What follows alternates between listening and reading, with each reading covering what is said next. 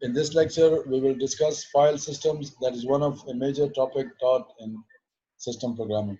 This is a 3-video series on file systems. The first video will discuss at length some of the underlying technologies, the disk drives to be more precise, and we will look into some definitions that would help us understand the performance model of how these devices actually respond to user requests and how is the data scheduled on these devices. The second video discusses some of the requirements and specifications that are important to understand for developers interested in writing file management systems for different operating systems. The third video would go on to actually explain some real file systems like the basic file allocation table, or what is known as the FAT file system used by DOS and early versions of Windows. In that video, we will also look into the structure of inode that was first introduced by Unix for their own file systems. For example, ext3. So we will build a background to look into some technologies that are accessed by a file system in the operating system layer for file management. If you look at it, your operating system and important files work and operate from these devices. The kernel, which is the core of an operating system, provides the user a very important module that is responsible for file management. So this module provides an abstraction that abstracts away the complexities of how the user access their data. Users' requests for data are sent through the kernel I/O subsystem, and the stream of requests are queued in the device driver that actually talks to the controller of the disk drives, and eventually the data is accessed. So the file system is yet another layer of abstraction between the user and the disk drive. Let's start our discussion about disk drives. The things that you might not know that's interesting about them. One of the things that is of prime importance in these devices is the head, from where read-write is initiated. The header is attached to a slider which moves in and out to read a sector. And what is a sector? The definition is coming in the next slide. Here is a close-up view that shows the slider and the head. These heads actually are fabricated by some of the same complex technologies that are used in making integrated circuits, okay? Because there are very multiple layers of magnetic material. So it's actually quite a specialized industry to build the disk heads. And companies that make disks often manufacture these heads from other companies. The other thing that is interesting to note is that a disk drive has multiple platers on it. And as you all might know that a disk spins, okay? The disk drive is attached to these spindle mounted on a shaft of a motor. So in short, your device drive is a spinning device. The more expensive SAS disk drives are able to reach speeds of up to 15,000 RPM, rotations per minute, almost twice the speed of SATA. SAS and SATA are the two principal technologies of hard disks available in the market. Other hard drive technologies available in the market are based on solid state devices. A solid state drive stores data in microchips, effectively making it quicker. The data from an SSD can be retrieved instantly because there is no internal physical movement thing in it, right? Let's move on to understand some of the definitions and properties of magnetic disk drives. So this is a cartoonic figure showing you how a disk drive can have multiple platers and some definitions around which this video will revolve. The heads are attached to a sliding belt that moves in and out to address circular tracks of information. The heads are used for reading or writing information once the head is moved to the right place. The individual platers have moves in and out, and the headers that are attached to a slider basically moves to and forth on these in-out passages. Usually, if you got multiple platers and multiple heads, they all move together. And more importantly, both sides of the platers have data on them, so the heads are double-sided as well. Okay. The rings on this pinning platers are the tracks, and depending on the size of the disk, the tracks on each surface can vary from 500 to more than 20,000. The term cylinders is used to refer to all the tracks under the read-write head at a given point on all surfaces. So the items that can be read without moving the heads are called cylinders. The data from all the tracks in the cylinder can be read by simply switching between the different heads, which is much faster than physically moving the head between the different tracks on a single disk. A sector is the smallest unit of storage on a disk. Usually it's between 512 bytes to 4 kilobytes. A larger number of sectors are recorded on the outer tracks and progressively fewer tracks on the inner tracks. The data can also be read faster from the outer tracks than the inner ones. The operating system always transfers group of sectors together. So it is only possible to read-write a block on the disk. So long story short, so we can say that we have sort of spinning platers that has tracks on them, and then the tracks are divided up into sectors, which is the smallest addressable unit, and this is where we get our block-based device. Okay, so the device drivers, the disk drives, are accessed in blocks. However, oftentimes the operating system will take the sector and put a bunch of them together and call it a block. So when we talk about a block, that may be more than one sector of the disk. Okay, the heads are attached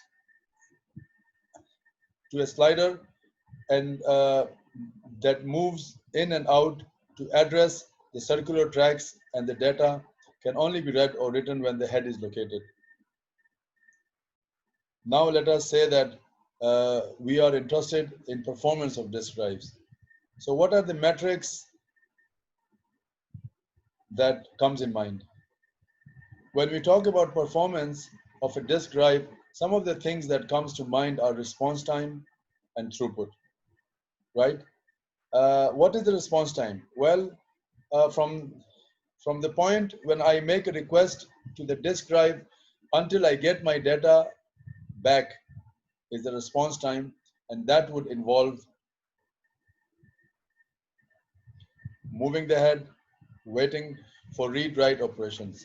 So multiple things are involved in getting my data to and from the disk. Okay. What is throughput? This is something different. The throughput is how many bits per unit time can be read off the disk. So what's the highest throughput to get off the disk? Well, many factors are involved. Never move the heads as much as possible. So the goal is to minimize the head movement. And then you read the whole cylinder. And which part of the cylinder? The outside part, because that is where the highest bandwidth is coming off from. And other things that contribute to latency are software paths from the point of view of a process which makes a request through the operating system. So you know what is that path and how complicated that could be. Is it stuck in a queue? And then, of course, the hardware controller has to actually cause the disk to do something. And then the disk itself has to be read. There's a lot of latency factors here, right? We can roughly model the queuing behavior, that is from the point of view at which from the point at which we make a request through the device driver. And it's got a processing inside the system for a while before it gets to the disk drive. That's the queue, right? And this is the curve that models the behavior of a queue. As you get closer to a total utilization of 100% from the disk or any other device, the response time would usually grow non-linearly, okay? And at some point, it would actually look like it's climbing towards infinity as I approach to 100% usage of the device. So the takeaway here is that never run any device at 100% ever. This is a very standard queuing behavior, okay?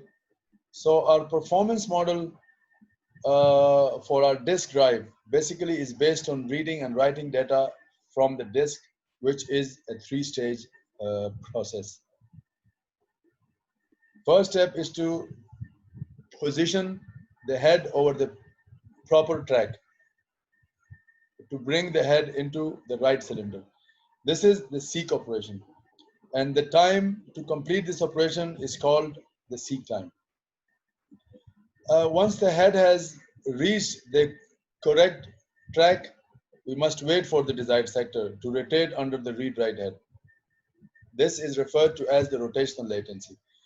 Just because we are on the right cylinder does not mean we don't have to wait for the disk to go around until we hit the sector we want, right? Because the sector could be on the wrong side of the disk. And finally, we have the transfer time. Once the desired sector is under the read-write head, the data transfer can begin. And this has to do with whatever the throughput is at that cylinder coming off the disk, okay? And we said earlier that if the access is from the outer tracks of the cylinder, then the throughput would be the highest, right? That is actually what is called sequential access. You don't need to move the head to another location, and you don't require the rotational latency because the data is in the next sector on the same track. So these three physical components talk about the actual response time of a disk. However, when we build our performance model, we actually put in the other two components as well. So here are three we just talked about: seek time, rotational time, and transfer time. But when but then we also include the time taken by the queue software, right? That is responsible for the queuing delay, which has to do with waiting to actually launch the request of the user.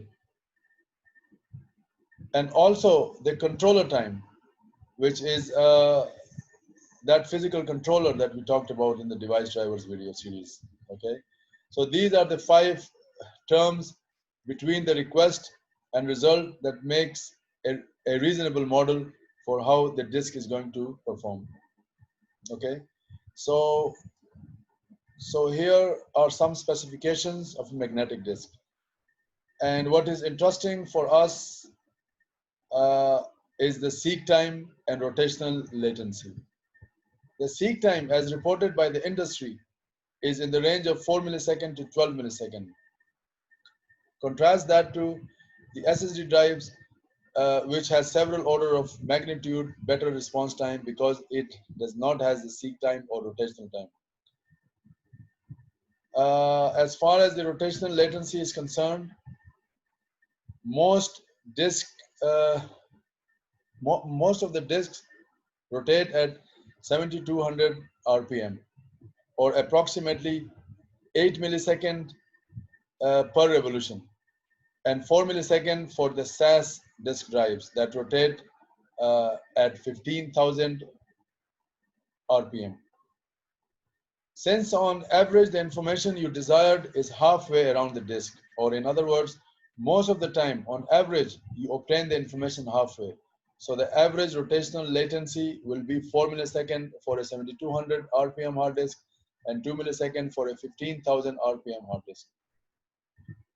The transfer time is a function of transfer size, rotation speed, recording density, and diameter of the disk. And usually the magnetic disk drives can transfer up to 50 megabytes per second. And the controller time depends on controller hardware, of course. So you can notice that the transfer time is much faster than the rotational latency and seek time. And if you move towards the processor in the memory hierarchy, you see a tremendous increase in the data transfer rates. A few words about disk performance. Assuming that we don't have the queuing delay and the controller times, the queuing delay and the controller times for now. And moreover, assume that seek time is 5 milliseconds. Rotational delay is 4 milliseconds and the transfer rate is 4 megabytes per second with a sector size of 1 kilobyte. We might encounter a number of situations. In the first case, if the data is placed randomly on disk, then we will have to move the head for seeking the right position. We also have the rotational delay and of course the transfer time. So roughly it adds up to 10 milliseconds to read and write data at 100 kilobytes per second. Then we have the second case. If the data is placed randomly in the same cylinder, then the heads are on the right position and we don't have the seek time, just the rotational delay and the transfer time. So the data rate roughly doubles as the response time of the disk is approximately 5 milliseconds. Half of the previous case, right, where the data was placed randomly on disk. Then we might have a case where the data is in the next sector on the same track. So in this case, we neither have the seek time nor the rotational delay. So we are able to transfer at full throughput, 4 megabytes per second. This is basically what is called a sequential access.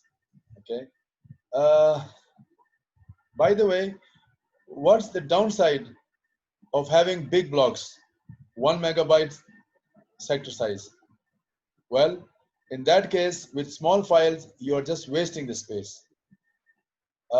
And it also impacts the transfer rate negatively because if you need a file that is only a few bytes, you still would have to transfer the whole 1 megabyte. So you are wasting your bandwidth as well. Okay. One thing to note here, the key to using disk effectively, especially for file systems, is to minimize seek time and rotational delays.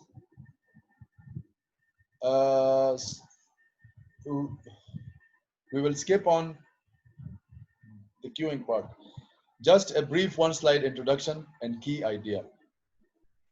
So the queuing theory applies to long-term steady state behavior.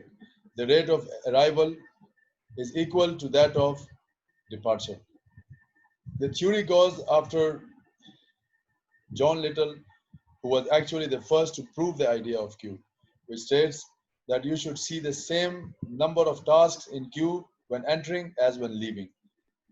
This applies to any system in equilibrium, as long as nothing in the black box is creating or destroying tasks, right?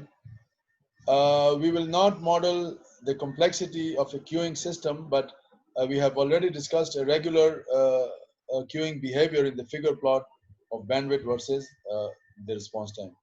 So usually you have a stream of requests that are queued inside the device driver, and the controller delay plus the disk actually has to uh, initiate the read write and then the departures. So the rate of arrivals must be equal to the rate of departures. So now for the sake of completeness, we will briefly discuss some disk accessing algorithms before jumping into requirements and specifications for designing an efficient file systems. So we know that the disk can entertain only one request at a time. Suppose we have the following request stream.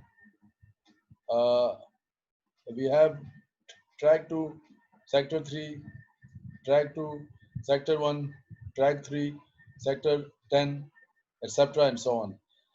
You have this stream of requests. So how do you schedule these requests to give access to the disk drives?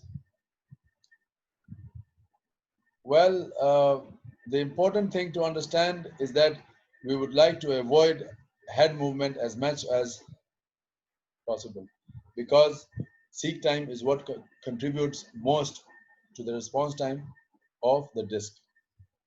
So the thing that is nice about FIFO orders, if these are requests from different processes, every process gets the same access to the disk.